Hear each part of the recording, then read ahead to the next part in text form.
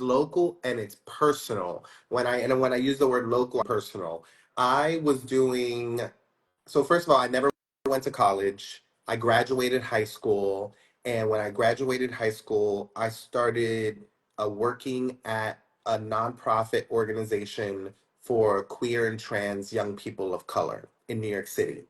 And we worked on issues of police brutality, gentrification, displacement, and safe spaces in New York City for queer and trans young people of color.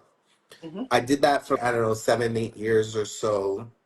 And I started teaching young people on workshops on the landscape of New York.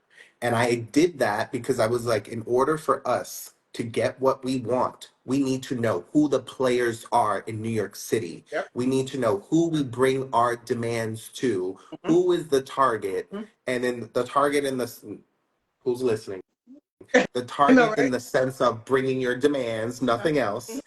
You got to put Yes. those disclaimers now. And when I started doing that, I was like, wait a minute, I'm doing all this work. What about my own neighborhood?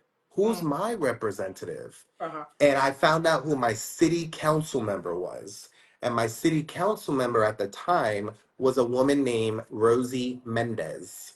Rosie Mendez, come to find out, is a Puerto Rican lesbian woman.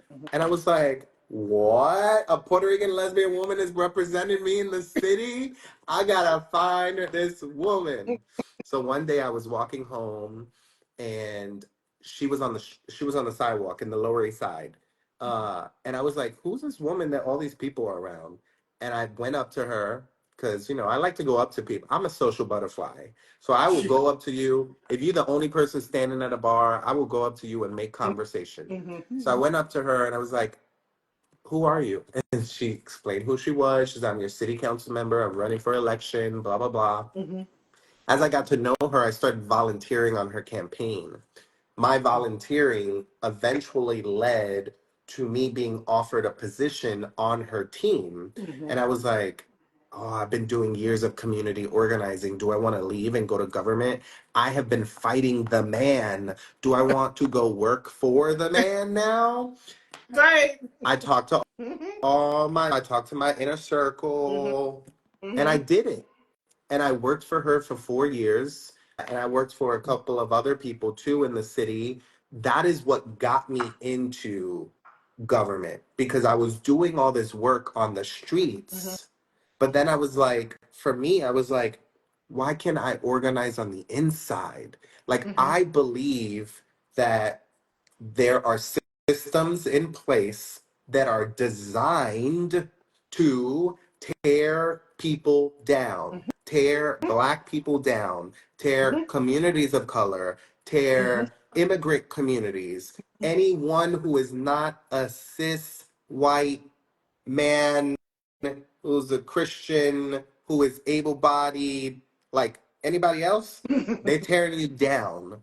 So, what can I do? Because I was like, I don't see this system changing, at Right. least not anytime soon. So, Well, can I work in the system and do what I can do?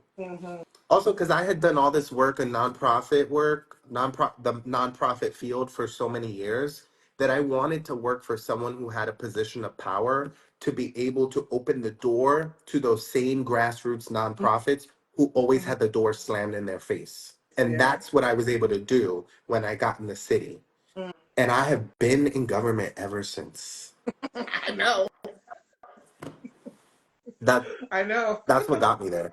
That's fantastic.